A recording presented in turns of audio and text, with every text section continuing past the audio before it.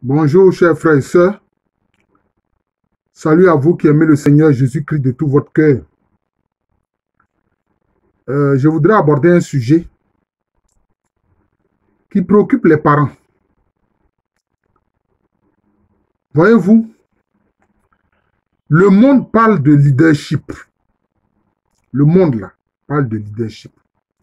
Vous remarquerez que le monde a son vocabulaire et le Seigneur Jésus-Christ a son vocabulaire. Le monde parle de leadership. Le Seigneur Jésus-Christ dit, parce que par rapport au monde, le monde veut dire que celui qui est le leader, c'est celui qui est au-dessus des autres. C'est celui qui est meilleur que les autres. C'est celui qui est mieux que les autres. Mais le critère pour être leader, là, ça, le monde ne le dit pas clairement. Est-ce qu'on utilise tous les coups, tous les moyens pour être leader? Mais pour le monde, l'essentiel est que tu sois leader. Mais que dit le Seigneur Jésus-Christ? Le plus grand parmi vous, c'est celui qui se fait petit et qui sert les autres. Il a dit, vous m'appelez Seigneur. Cela est vrai et juste parce que je le suis. Mais je suis au milieu de vous comme celui qui sert. D'où le lavement des pieds. Raison pour laquelle il a lavé les pieds de ses disciples. Vous voyez. Alors que le monde parle de leadership. Vous voyez. Et dans ce leadership-là, les gens utilisent tous les moyens, y compris les coups bas, le dénigrement. Et très souvent, même les familles chrétiennes adhèrent à cette idée de leadership. Mais l'idée de leadership s'oppose à l'humilité que propose Jésus-Christ. Et notre système scolaire, il faut le dire, est basé sur cette question de leadership. Cela fait que les capacités naturelles des enfants sont maltraitées, oui, j'utilise le terme de maltraiter à dessein, sont laissées de côté. Parce que qu'est-ce qui se passe dans notre système scolaire? On bombarde l'enfant avec toutes sortes de matières. Il fait français, il fait histoire, il fait géographie, il fait mathématiques, il fait sciences naturelles, maintenant qu'ils appellent ça SVT. Hein? Il fait, comment on appelle ça, le sport. En tout cas, beaucoup de disciplines. Et tout ça est noté. Mais quand vous prenez les bulletins des enfants, vous remarquez qu'il y a une matière dans laquelle l'enfant excelle. Mais pour toutes ces autres matières-là, quand il n'est pas bon, alors il apparaît comme quelqu'un qui est nul. Alors quand les parents prennent le bulletin, ils disent, mais toi, tu ne vaux rien. Tu ne vaux rien. Et regarde la moyenne que tu as eue. Hein? Tu as eu 5 sur 20. Tu ne vaux rien. Oh non. On ne peut pas dire de l'enfant qui ne vaut rien. Vous voyez? Il a eu 5 sur 20 par rapport à l'ensemble de toutes ces matières-là. Mais vous avez vu que peut-être pour le dessin, il est très doué. Pour le dessin, là, il a eu peut-être 17 sur 20. Ou bien s'il fait, je ne sais pas moi, les mathématiques, pour les mathématiques spécifiquement, il a eu 18 sur 20. Mais à cause des autres matières, il se retrouve à avoir 5 de moyenne. Alors on dit qu'il ne vaut rien. Et si mentalement cet enfant n'est pas fort, il peut abandonner. Parce que notre système scolaire même n'est pas bon. Ça ne me permet pas très tôt de repérer les capacités de chaque élève.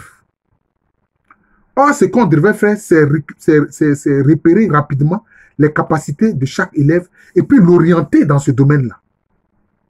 Vous comprenez? S'il est bon en mathématiques, la plupart de ses cours seront des cours de mathématiques. Déjà même dès le collège. Peut-être même, je peux dire, peut-être même dès la classe de CM2 ou bien dès la classe de 6e. Maintenant, il va choisir, bon, le français, là, il va faire forcément le français parce qu'il s'exprime en français. Bon, maintenant, il va prendre une seconde matière subsidiaire qu'il aime. C'est comme ça. Comme ça, dans sa vie, il va finir mathématicien. Vous voyez? C'est ça. Si c'est le dessin, dans lesquels il excelle, on lui fera faire seulement des cours de dessin. Et puis français, et puis une autre matière subsidiaire. Il finira peut-être un grand artiste peintre, etc. Mais puisque ce n'est pas ce qui est fait, et que toutes les matières sont comme ça,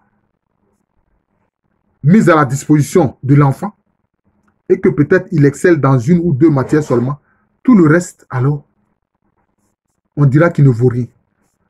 Parce que finalement, il n'a eu que 5 sur 20. Et quelquefois, les parents font quoi? Il va dire, mais toi, Jules, tu ne vaux rien. Hein? Tu n'as eu que 5 sur 20.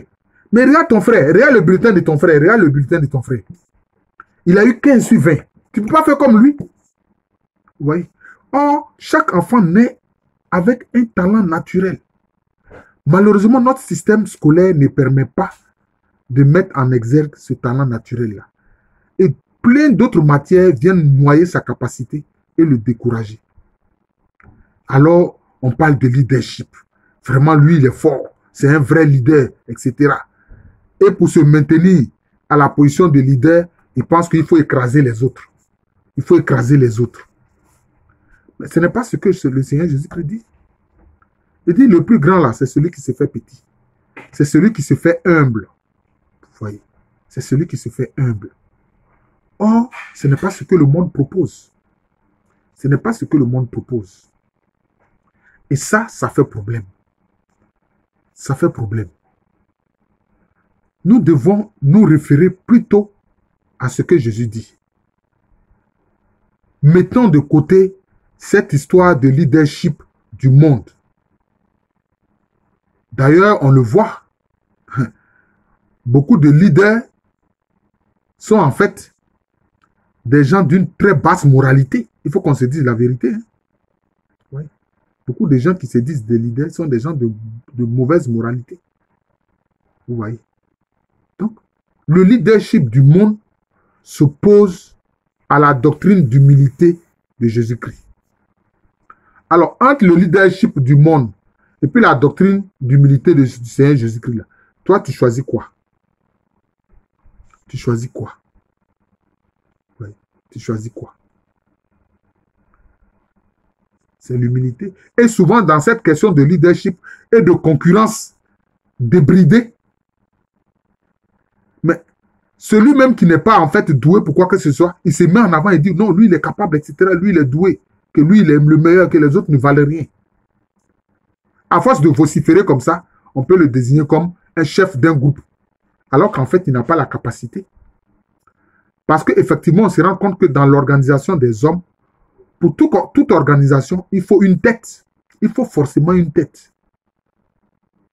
Il faut forcément une tête. Oui. On le voit. C'est pour ça que, au sein du collège des apôtres, Jésus a désigné Pierre pour être leur porte-parole. Oui. C'est cela. Mais est-ce qu'il est dit que Pierre était naturellement le leader? Non. C'est Dieu qui donne la capacité. Le Seigneur Jésus-Christ a dit même que Pierre, j'ai prié pour toi. Pour ne pas que tu tombes sous l'emprise du démon, du diable. Vous comprenez? C'est cela.